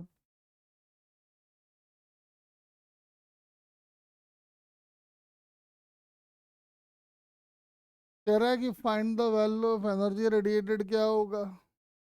ठीक है ना, तो समझ में आ रहा है कि अगर इसका टेम्परेचर टी रहा होगा, और आपको पता है कि विंस डिस्प्लेसमेंट लॉ कहता है कि lambda M into T equal to B. मुझे एक बात बताओ, 20,000 पे टेम्परेचर अगर टी है और एनर्जी रेडिएटेड आता है सिग्मा ई एस टी का पावर 4।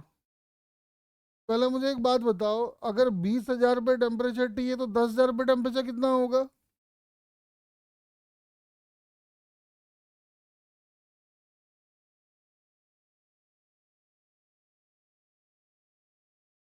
To T.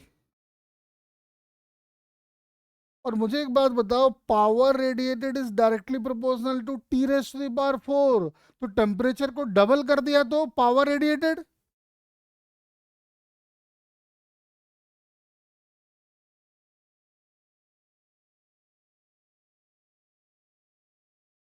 टू का पावर 4 मतलब 16 टाइम्स हो गया। और पहले रेडिएट कर रहा था 16, तो अब उसका 16 टाइम्स मतलब कितना रेडिएट करेगा?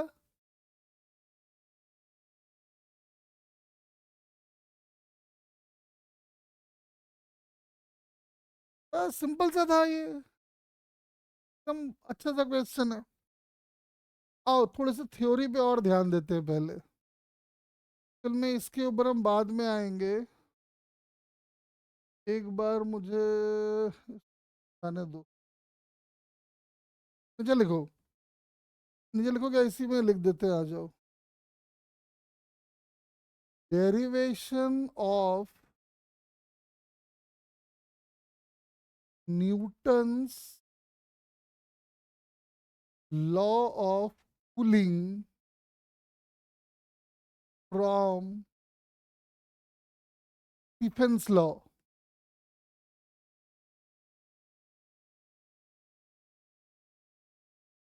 Derivation of Newton's law of cooling from Stephen's law. आओ जरा समझते हैं ध्यान से।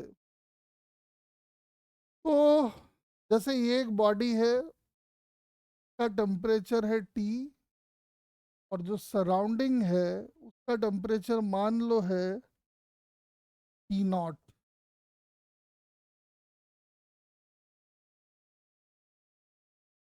तो एक बात समझ में आ रहा है कि अगर हम ये मान ले कि बॉडी का टेम्परेचर टी नॉट से ज़्यादा है, तो net heat will be radiated by the body.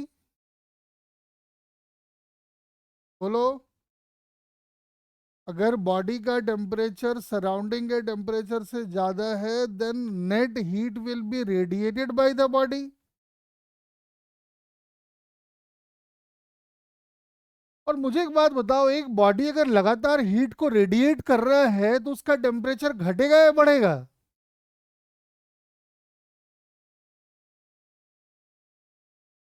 घटना चाहिए।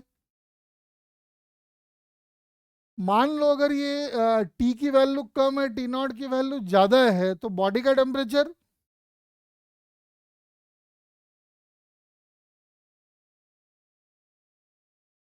बढ़ना चाहिए। हम अभी मान रहे हैं कि टी की वैल्यू टी नॉट से ज्यादा है, ठीक है ना, तो क्या होगा देख। तो पावर जो कि नेट वाला लिख रहे हैं हम, जो नेट पावर होगा, मुझे एक बात बताओ, इसके टेम्परेचर के घटने में रोल किसका है? इसके खुद के पावर का है या नेट का है?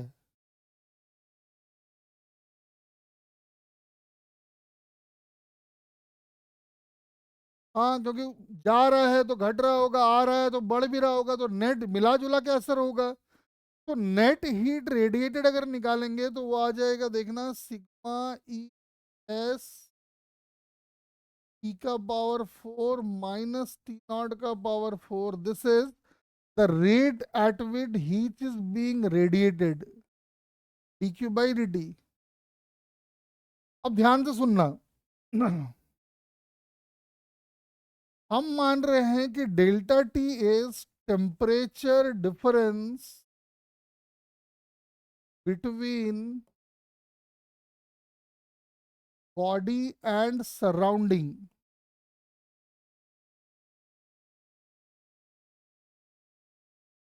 तो डेल्टा टी को आप लिख पाओगे टी माइनस टी नॉट।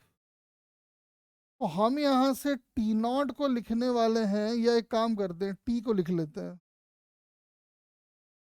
तो T can be written as T naught plus delta T. इस टी को उठा के लाके यहां डाल देते हैं। पावर का फॉर्मूला बन जाएगा sigma E S T naught plus delta T का पावर 4 माइनस टी नॉट का पावर 4। अब हम क्या करने वाले हैं, sigma E S T naught का पावर 4 मैंने कॉमन ले लिया है। ये बन जाएगा 1 + delta T by T naught का पावर 4 -1। देखो तो यार, ये सही है क्या, देख।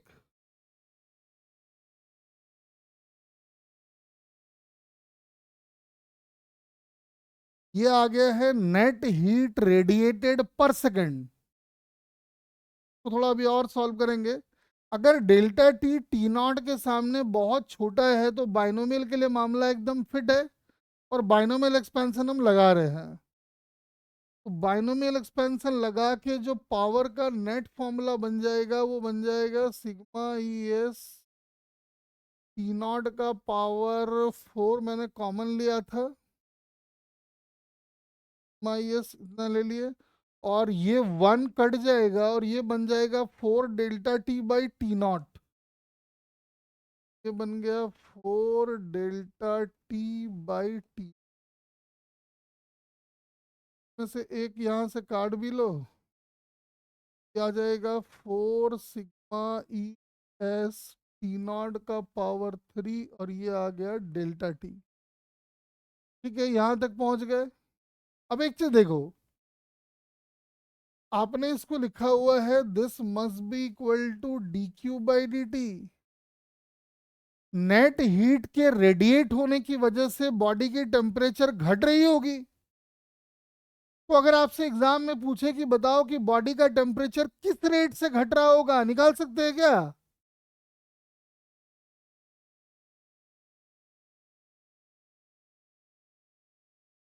तो कुछ नहीं करना है, जहां जहां पे ये आ रहा है ना वहां पे डाल दो MST। ये बन जाएगा MS/DT ऐसा। देखो, तो ये अपने को बताएगा कि किस रेट से बॉडी का टेम्परेचर घट रहा होगा। बोलो। यानी dt/dt can be written as 4 sigma E S T naught का पावर 3/ms। इसको काटना मत, ये सरफेस एरिया वाला है, ये स्पेसिफिक हीट वाला है, और इधर आ जाएगा डेल्टा टी। अगर ध्यान से देखिए तो एक पर्टिकुलर अरेंजमेंट के लिए ये पूरी क्वांटिटी कांस्टेंट है, जरा ध्यान से देखो।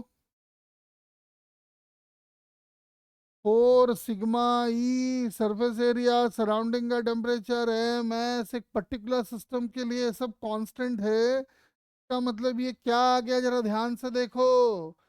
ये आ गया dt/dt is equal to some constant into delta T. इसको अगर हम स्टेटमेंट में बोले तो हम ये बोल पाएंगे कि rate of cooling of any object is directly proportional to temperature difference between the body and the surrounding. अरे बोलो हाँ कि ना।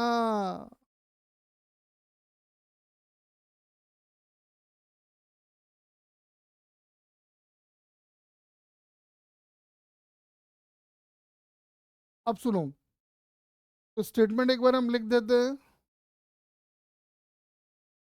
हाँ, वैसे एक चीज और देख लो कि जो रेट ऑफ कूलिंग हो रहा है ना, उसमें मास का रोल है और वो नीचे आ रहा है। इसके भी एप्लीकेशन होंगे, अभी समझाऊंगा कैसे। सुन जरा ध्यान से। तो न्यूटन्स लॉ ऑफ कूलिंग क्या कह रहा है? कह रहा है कि rate of cooling of any body is directly proportional to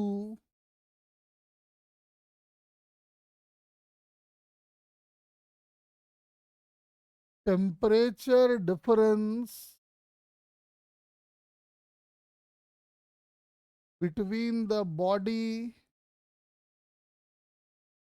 and the surrounding.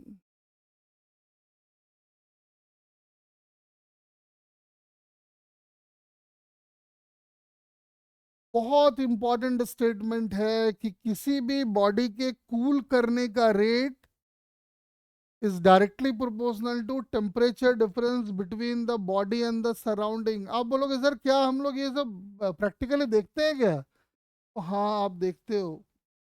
कैसे देखते हो? सुनो मेरी बात। ठंड के दिन में आप देखते हो कि बकेट में आप गर्म पानी रखे। मान लो ये बकेट है, में गर्म पानी है। मान लो इसका टेम्परेचर 60 डिग्री सी है। मुझे एक बात बताना, आपको अगर हम 10 मिनट, आपने क्या किया, इसको 10 मिनट के लिए छोड़ दिया है और हम ये मान लेते हैं कि टेम्परेचर 40 से घट के 50 पे आ गया होगा। तो अगले 10 मिनट में क्या ये 10 घटेगा या उससे ज्यादा घटेगा या कम घटेगा? पहले ये बताओ।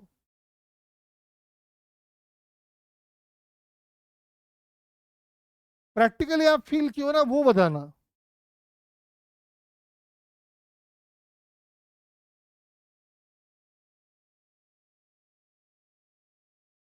क्या है समझो, क्या पानी के कूल होने का रेट स्टार्टिंग में ज्यादा या बाद में ज्यादा?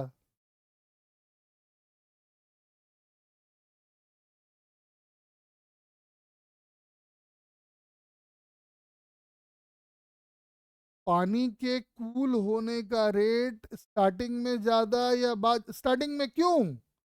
क्योंकि उस समय पानी और सराउंडिंग के बीच का टेम्परेचर डिफरेंस ज्यादा है कम?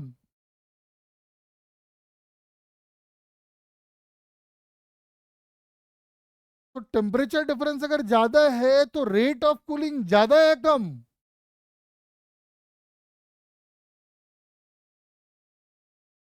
इसलिए हम देखते हैं कि स्टार्टिंग में वो जल्दी जल्दी कूल होता है और हल्का गर्म पानी आप देखते हो बहुत देर तक रहता है। क्यों? कि अब कुछ टाइम के बाद टेम्परेचर डिफरेंस पानी और सराउंडिंग के बीच में नहीं के बराबर का रह जाता है, तो रेट ऑफ कूलिंग फास्ट हो गया स्लो।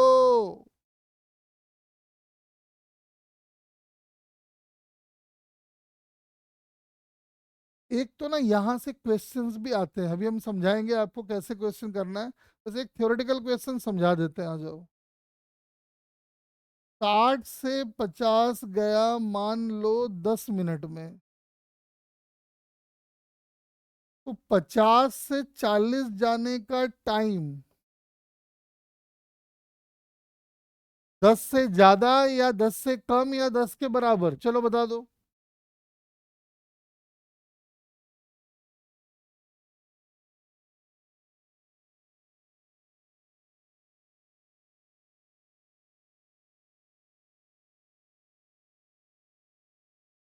10 से ज्यादा। कभी कभी ऐसा भी आएगा, 60 से 50 गया 10 मिनट में, अगले 10 मिनट में टेम्परेचर 50 से कहाँ, 40 के ऊपर, 40 से कम।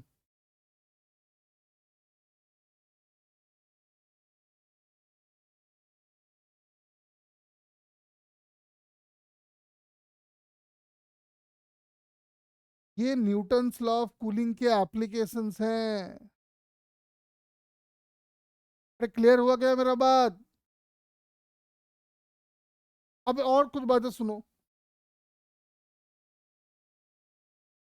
ये एक हॉलो स्फेयर है और ये एक सॉलिड स्फेयर है। इसका टेम्परेचर है टी और इसका टेम्परेचर है टी। ठीक है, ध्यान से जरा स्टेटमेंट सुनना। दोनों बॉडी के द्वारा net heat radiated per second is same. True या false? Net heat radiated per second by the bodies will be same. True या false?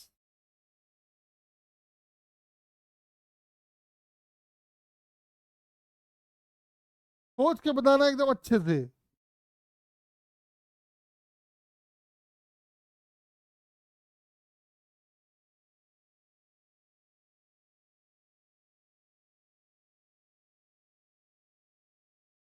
Net heat radiated by the body, दोनों बॉडी का net heat radiated same होगा। True या false? ओम जी कह रहे हैं false और मन जी कह रहे हैं कि सही। और आंसर है सही। शुभम जी, पावर रेडिएटेड का फॉर्मूला हमने पढ़ा था, याद करें, सिग्मा ई एस टी का पावर 4। क्या इसका लेना देना सरफेस एरिया से है या वॉल्यूम से है?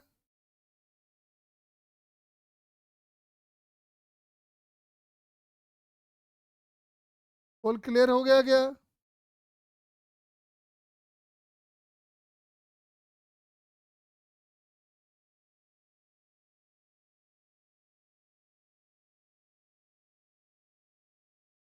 हम कह रहे हैं कि ये हॉलो स्फेयर है,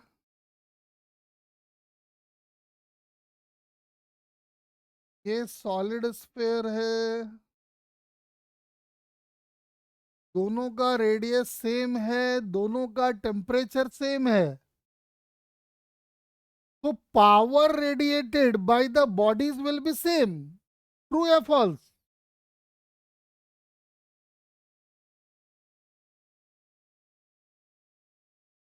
अरे हमारे बाकी सन्नाटो कहाँ चले गए तुम लोग? आस्था, अभी एक सब कहाँ सो गया कह रहे? बस और 15-20 मिनट लेंगे, चैप्टर ही पूरा करा देंगे, कहा जुर्मुड़ के रह जाएगा थोड़ा सा। अरे बोलो, सही है ना? अरे बस 15 मिनट रुक जा, खत्म करा देता हूँ, क्यों थोड़ा सा रह जाएगा। ठीक है ना? सुन मेरी बात। तो sigma same, E same, S same, T same, तो ऑब्वियसली पावर तो सेम ही आया। लेकिन अगर आपसे कोई बोलेगा बताओ रेट ऑफ कूलिंग किसका फास्ट किसका स्लो?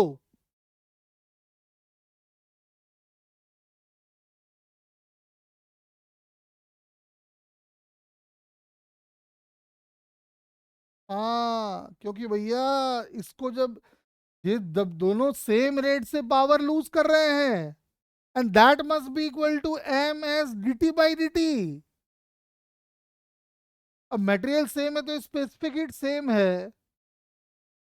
का मतलब समझ में आ रहा है कि अपना अगर ये है मास, जिसका मास ज्यादा होगा उसका रेट ऑफ कूलिंग स्लो होगा।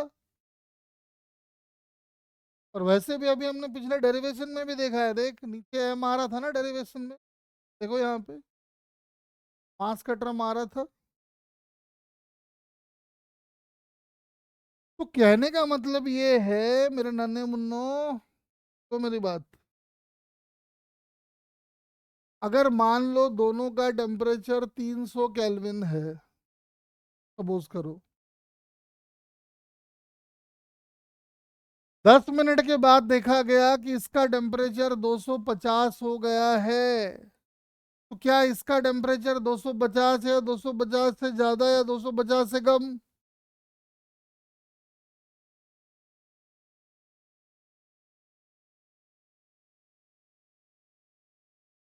बता दो।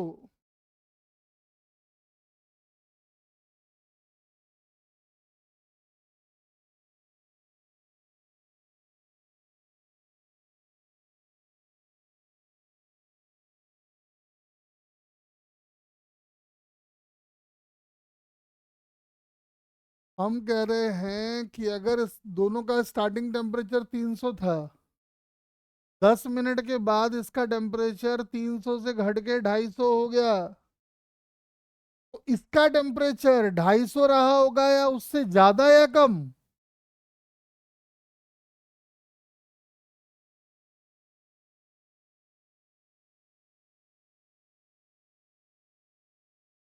बोलो।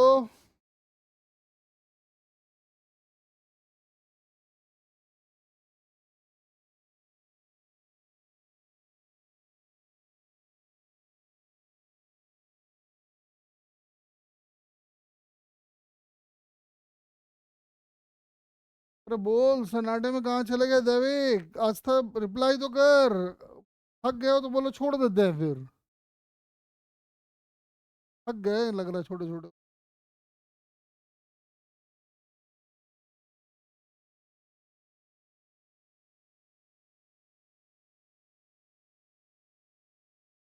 हाँ लग रहा है बच्चे थक गए। तो तू 12th वाला हो गया थक गया, तो 11th वाला है तो चलो कोई नहीं, एक काम करते हैं, छोड़ देते हैं इसको, कल बाकी कर देंगे। अब क्या करें, सोचे तो आज करा देंगे, लेकिन तुम ऐसा कर दिए हो।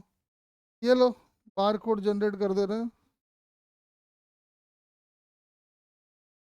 कब है तेरा एग्जाम?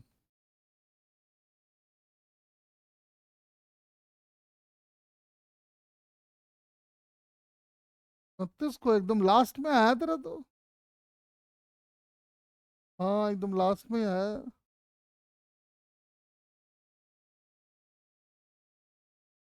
देख ले भाई, तेरा जो जो था लगभग सब करा दिया है, और कुछ रह गया तो बोल दे, वो सब भी करा दे रहा हूँ 11th का।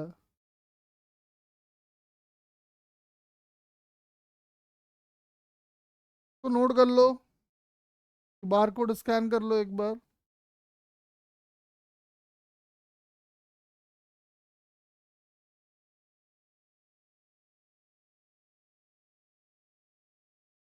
चलो द एंड कर रहे क्लास। हाँ, बाय बाय बेटा।